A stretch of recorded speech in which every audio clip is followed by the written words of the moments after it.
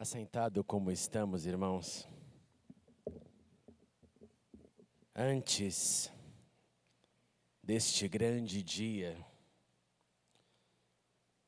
ainda temos um capítulo. E Jesus, quando nos alertou sobre ele havia saído do templo, como diz o Evangelho de Mateus, capítulo 24. Enquanto caminhava, seus discípulos aproximaram-se dele para lhe mostrar as construções do templo. Vocês estão vendo tudo isto? Perguntou ele. Eu lhes garanto que não ficará aqui pedra sobre pedra, serão todas derrubadas. Tendo Jesus se assentado no Monte das Oliveiras, os discípulos dirigiam-se a ele em particular e disseram: Dize-nos, quando acontecerão estas coisas? E qual será o sinal da tua vinda e do fim dos tempos? Jesus respondeu: Cuidado, que ninguém os engane. Pois muitos virão em meu nome, dizendo eu sou o Cristo, e enganarão a muitos. Vocês ouvirão falar de guerras e rumores de guerras, mas não tenham medo. É necessário que tais coisas aconteçam, mas ainda não é o fim. Nação se levantará contra nação, reino contra reino. Haverá fomes e terremotos em vários lugares. Tudo isto será o início das dores. Então eles os entregarão para serem perseguidos e condenados à morte. E vocês serão odiados por todas as nações por minha causa. Naquele tempo muitos ficarão escandalizados, trairão e odiarão uns aos outros. E numerosos falsos profetas surgirão e enganarão a muitos. Devido ao aumento da maldade, o amor de muitos esfriará. Mas aquele que perseverar até o fim será salvo. E este evangelho do reino será pregado em todo o mundo, como testemunho a todas as nações. E então virá o fim. Continue conosco, Senhor Jesus. Ilumina-nos com a Tua palavra agora falada, uma vez que o Senhor já nos iluminou com a palavra cantada. Continue iluminando as nossas crianças lá na classe e os seus professores. Pois sentimos a Tua presença e sabemos que Tu estás aqui. E oramos em nome de Jesus. Amém. Jesus, diante da estabilidade do templo, vem com uma proposta muito difícil de ser entendida. O templo veio na continuidade da construção da espiritualidade de Israel. Eles começaram no tabernáculo, em uma estrutura frágil, numa estrutura que era desmontável, que seguia pelo deserto, que chegou até ser montada na terra de Israel, e depois vieram as pedras. E quando as pedras vieram, a estrutura muito volumosa, muito grande, uma tremenda obra de engenharia feita por Salomão, expandida pelo rei Herodes, toma sua proporção máxima. E é diante dessa estrutura que Jesus olha e fala para os seus discípulos que mesmo aquela estrutura enorme não permaneceria, mas que seria derrubada. Diante disso, nós temos as dificuldades que o texto nos demonstra. Os discípulos olharam aquilo e com certeza não entenderam exatamente como aquelas pedras tão fortes, tão grandes, poderiam ser destruídas. Dificuldades nós temos de ver o mal quando tudo está bem. Dificuldades nós temos de projetar algo pior quando celebramos a nossa liberdade. Dificuldade nós temos aqui no Brasil que gozamos de uma paz internacional diante de conflitos que acontecem no globo. O presidente da França, diante da calamidade que lá aconteceu, disse que isso foi um ato de guerra.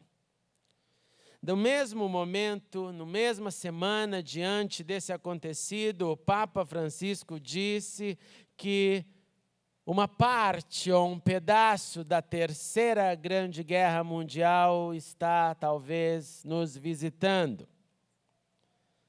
Especialistas de Israel de segurança dizem: não há outro caminho a não ser uma guerra. E dizem mais. Dizem que uma guerra contra o Estado Islâmico seria facilmente vencida se soldados fossem enviados até aquela região. Brasileiros e brasileiras, da sua maioria, sentem, sem muito dizer, mas sentem dizendo que nada disso chegará no Brasil. Estamos longe. Estamos num outro lugar, aqui tudo termina em samba, em pizza, em tudo menos em grandes guerras. Vivemos talvez aqui como aqueles discípulos que olhavam as pedras e diziam: há muita estabilidade, não pode ser que aconteça dessa forma. Mas alguns têm coragem para perguntar para Jesus: Jesus, então, se é isso que vai acontecer, nos diga quando. E assim os discípulos fizeram. E Jesus deu, então, algumas advertências para que os seus discípulos, para que nós pensássemos antes do fim chegar. E é somente essas advertências, rapidamente, que eu quero deixar no seu e no meu coração. Ele disse assim: quando isso tudo estiver acontecendo, esses sinais, perceba, falsos cristos se levantarão. E aí a pergunta é simples. Se falsos cristos se levantarão, é porque haverá público para enganar. Não tem necessidade de ter o falso se você acredita e convive com o verdadeiro. Mas se você não convive com o verdadeiro, o falso, obviamente, tem poder de influência. Jesus diz que falsos cristos se levantará e que eles enganarão a muitos, o que para nós deve ser uma advertência, não de ficar esperando o falso Cristo, mas de conhecer o verdadeiro Cristo e andar com Ele. De estreitar um relacionamento a ponto de não ser enganado nem por ninguém, nem por nenhum vento de doutrina, nem por nenhuma palavra, por nenhum modismo, mas firmes somente nas promessas do Senhor. Jesus também disse que guerras, rumores de guerras, como agora estamos ouvindo. Irmãos, nós estamos vivendo esse momento e parece muito com aquilo que aconteceu ali na época da Alemanha nazista, pessoas e mais pessoas, gente sendo exterminada, e todo mundo parecia que não queria mexer com o negócio. Até que quando o mundo acordou, 6 milhões de judeus já haviam padecido. Talvez, estamos sim diante de um início de uma guerra mundial, talvez, não queremos, oramos para que isso não aconteça, mas talvez, e Jesus nos alertou dizendo, guerras e rumores de guerras acontecerão, mas não tenham medo, não tenham medo. O que tem que me colocar na posição, então, claro, de viver minha vida sem medo, de viver minha vida olhando para o dia de hoje, olhando para o futuro, sempre pronto para me encontrar com o Senhor. Jesus disse que nação iria contra nação. Jesus disse que haveria também o clamor da natureza. A ONU fez uma declaração de que a natureza está totalmente descontrolada e que ninguém consegue controlá-la. Que não há mais como interferir na situação da natureza. Em outras palavras, a natureza vai gritar e clamar cada vez mais, com fomes, com terremotos, com cataclismas. Mas Jesus adiciona ainda mais, ele disse, não só guerras, não só falsos cristos, não só nações contra as nações, natureza clamando, mas a perseguição irá aumentar. E eu hoje estava vendo um documentário triste sobre o Estado Islâmico e vendo aquela calamidade contra cristãos, contra outras etnias. E eu sempre me perguntei, irmãos e irmãs, se um nível de perseguição grande chegar na terra, Brasília, qual será a nossa reação? Um nível de perseguição que proíba a liberdade do culto, um nível de proibição que haja violência, como existe em outras partes do mundo, não tem nada de novidade nisso. A perseguição começou ali na época da igreja primitiva e a grande verdade é que ela nunca acabou. Ela só mudou de endereço.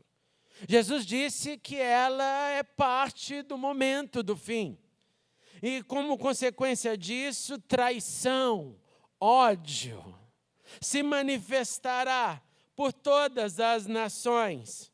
Jesus uma vez mais diz, repetindo a si próprio, falsos profetas irão aparecer. Jesus nos alerta dizendo que o amor irá esfriar.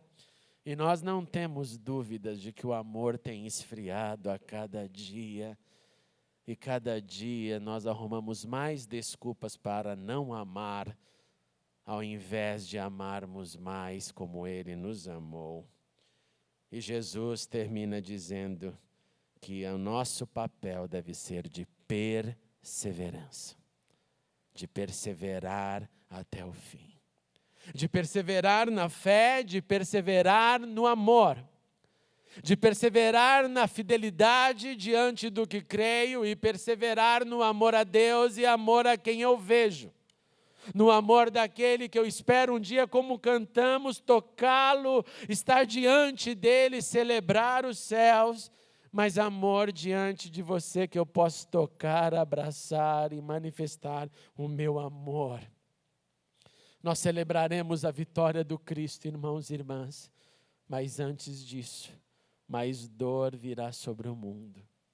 Então eu queria nessa noite, simplesmente pegando toda esta inspiração, este banho maravilhoso da alma que tivemos, eu quero te convidar para um momento de oração.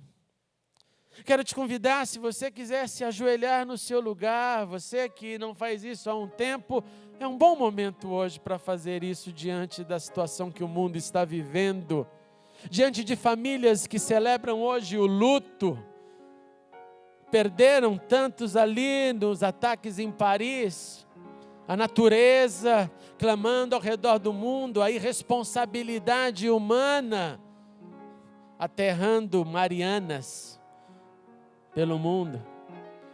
Então eu queria te convidar, ou você se coloque de pé, ou fique sentado, ou se ajoelhe, mas é um momento de clamar a Deus dizendo, Jesus, prepare e use as nossas vidas para preparar o caminho da Tua volta. Senhor Jesus, esteja com aqueles que sofrem nesta hora as perdas, os lutos, os ataques. Vamos nos dobrar diante dEle.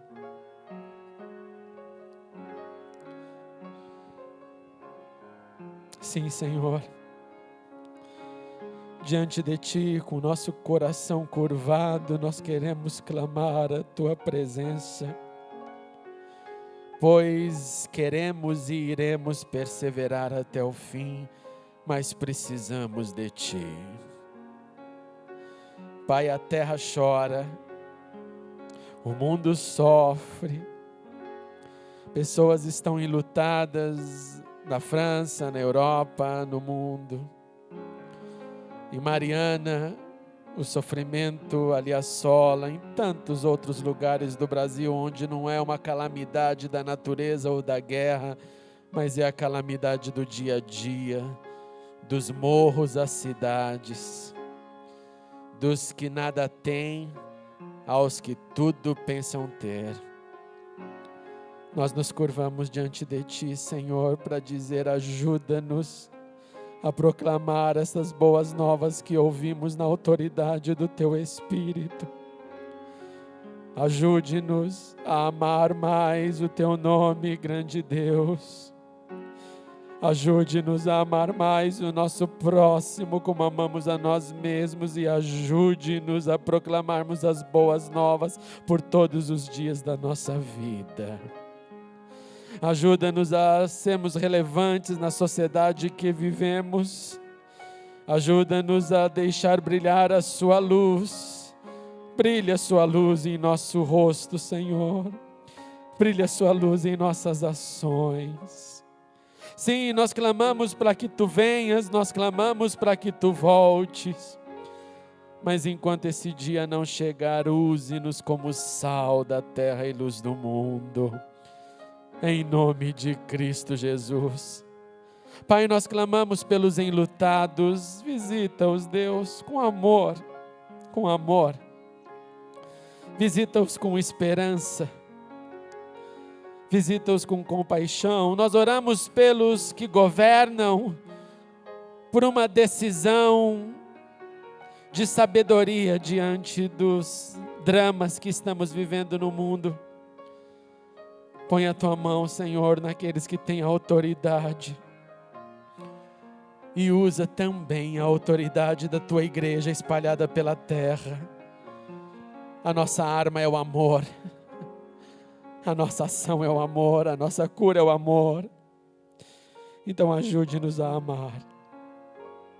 Nessa hora nós amamos os que sofrem e clamamos por eles. Ao terminar esse culto, que amemos uns aos outros mais e mais. Obrigado por ter aqui esses irmãos do Grupo Concerto, que já podemos também amá-los. Que o Senhor sustente essas vidas na proclamação das boas novas. E ajude a sua igreja espalhada pela terra a continuar amando. Pois esta é a mensagem do Evangelho, o amor de Deus ao mundo. E que assim seja em nossa vida. Em nome de Jesus. Que estejamos todos prontos. Amém e amém. Queria chamar o Grupo Concerto para cantar mais uma música. Vamos ouvir em espírito e oração.